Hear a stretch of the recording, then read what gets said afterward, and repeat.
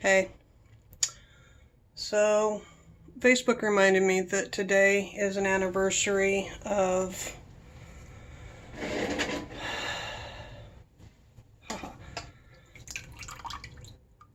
beans. Distractions. Facebook reminded me that today is the anniversary of it's not breast cancer, it's non-Hodgkin's lymphoma.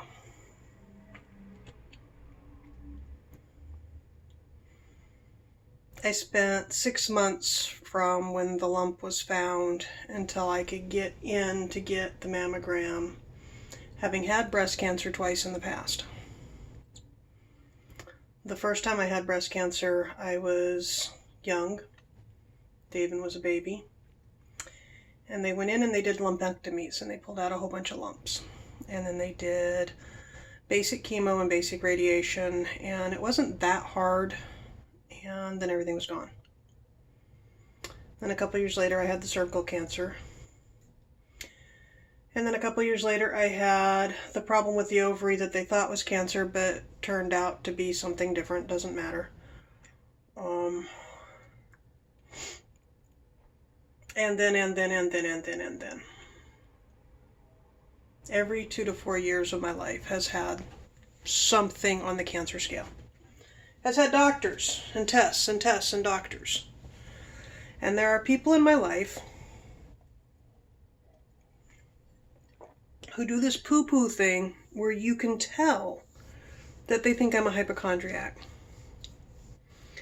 And my general response is, fuck you, because I'm sitting in a doctor's office getting told I have lung cancer and you're telling me I'm a hypochondriac. Fuck you. I didn't have lung cancer, I had an encysted spot. Every 2 to 4 years of my life has been something.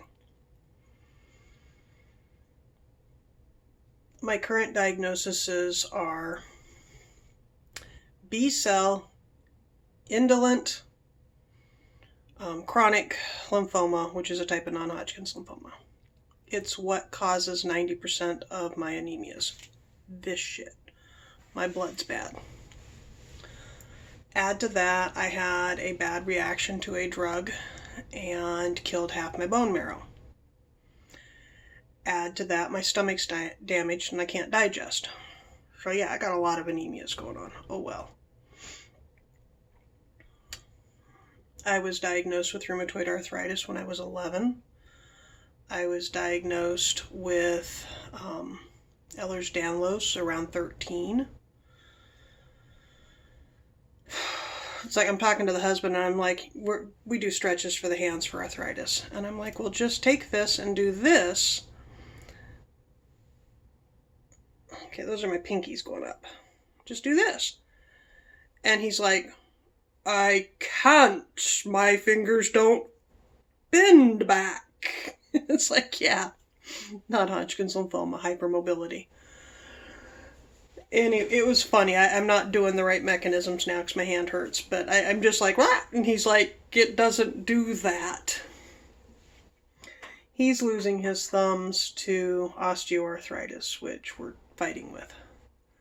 Anyway, they're locking. They don't want to open up because of the arthritis on the joint. Anyway, when David was a baby, I was diagnosed with MS and I blew it off, and that's my mistake. The Michael surgeon with the, oh honey, you have MS, because it turns out that my tremors are MS.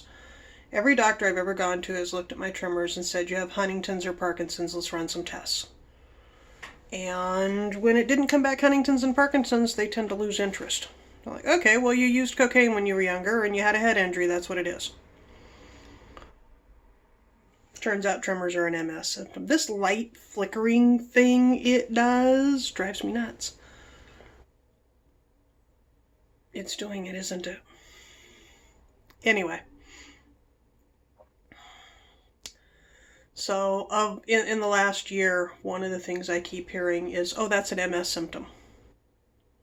My time fades, which are from my head injury. Oh, that's an MS symptom. Well, it's also a head injury symptom. Most of my seizure issues. Oh, that's an MS symptom. My inability to deal with temperature changes, that's an MS symptom. Oh, that's an MS symptom. Oh, that's an MS symptom. And it's gotten to the point where it's almost dismissive. We don't have to deal with that because that's an MS symptom. Really getting frustrated with that. Okay? But it's an MS symptom. Anyway, I came on because Facebook reminded me that in 2011 I had the boobs squished, and the doctor made the comment that I had the most complex breasts he'd ever had to evaluate. Yeah, the stroke is bad today. Hi. That's ugly. Ugly.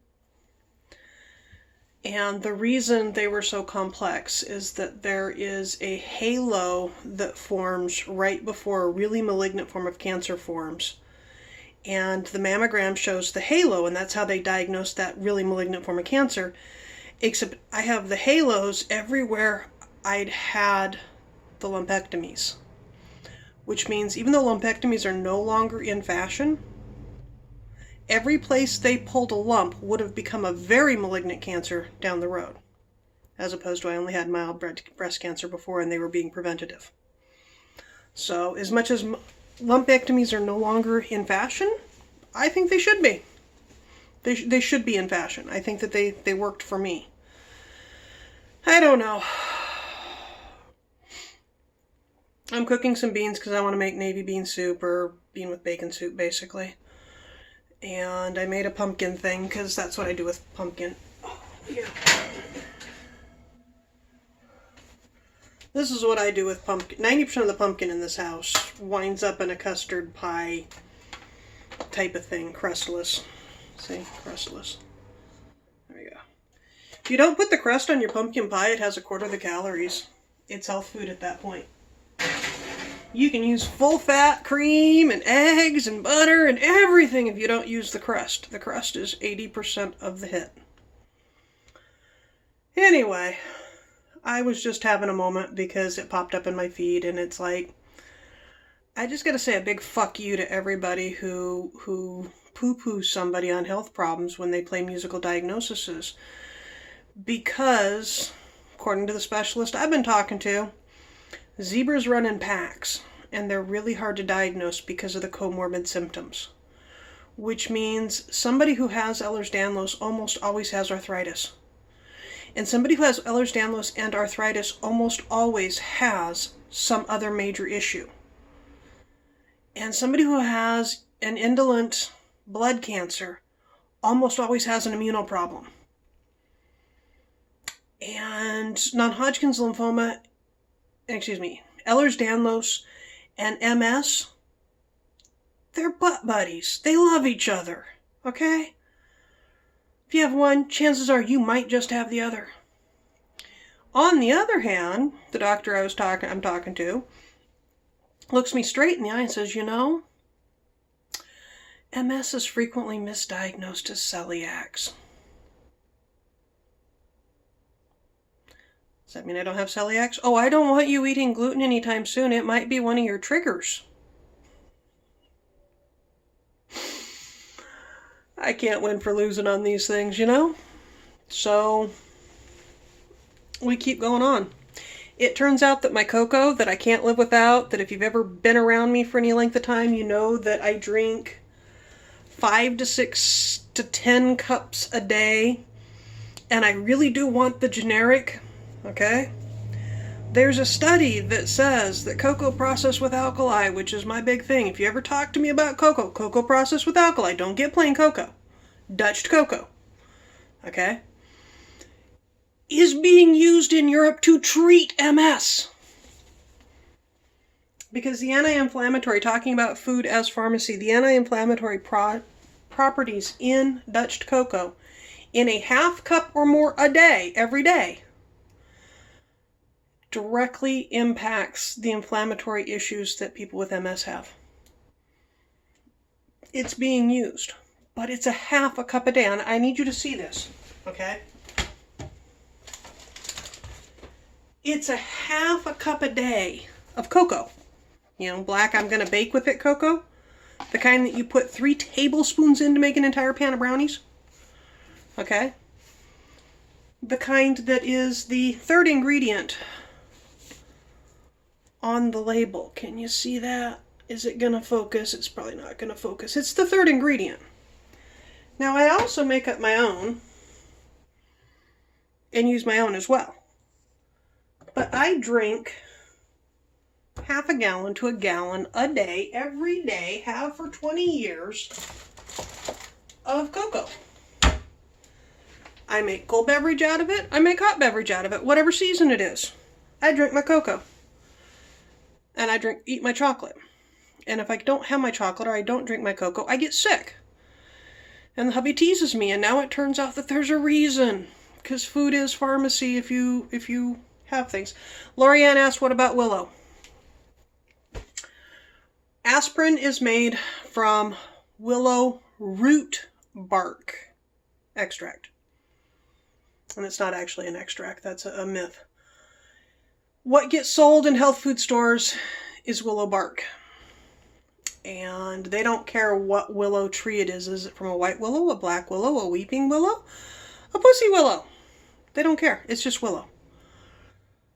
Willow root bark from the black or white willow tree. You have to have a 2 to 4 year old plant. Dig the whole thing up. It kills the tree. And take the bark off of the root knob. Okay. Back in college, I got to make aspirin. It's actually fairly easy to make it. If you make a cup of willow tea, if you go out in the yard and cut some bark and then get the inner bark, okay, which is what you need, not the outer bark, but it's the inner bark of the root. But anyway, if you go out and get some just willow bark off of a branch in the yard and scrape that inner bark and dry it and make a cup of tea out of it, it is going to be so bitter, it's unbelievable, okay, because of the tannins, okay? What they sell in the stores has already been, we'll call it steam cleaned. The tannins have been lightened, which means any medicinal property has been removed. Trust me. If you want to learn to make willow, I could probably, in the next year, at some point, I'll put it on my list the next time I see a 2 to 4 year old willow sapling in an area where I'm not doing harm by digging it up and killing it. Okay, we have willow bushes growing in the yard. This is one of the first things we planted all around the yard was bush willow, because it's a white willow. So they're 1.5 years old now. They're almost old enough, but there's no way there's enough of them for me to dig one up to show you, because I'm not going to kill it before it's like 6 or 7 years old. But the next time I'm at a park after COVID and I see willow and I dig up one and bring it back, I will show you what the bark is and I will show you how to make aspirin. But specifically, no, you're not getting the real thing when you go to a health food store and buy willow. Okay? You can buy willow aspirin at the health food store. Wintergreen is a better source of aspirin. Okay? Wintergreen herb has active aspirin compounds in it, and you can buy wintergreen herb and make a tea and get actual aspirin. That's your aspirin comment. Anyway, I was being mopey, so I thought I'd come in here and talk. I don't know that it helped. Yeah, I'm having a moment. I'm going to make another cup of cocoa. Set my beans to cook for dinner, because that was just, if you want beans and it's late in the day, you put them in the water, you bring it to a boil, you turn it off, you let them set for an hour, then you drain them, then you put more water in and you cook your beans. Okay, that's how, so you don't have to let it soak overnight. You just have to remember a couple hours before you want to cook. Anyway, I'll talk to you tomorrow. Bye-bye.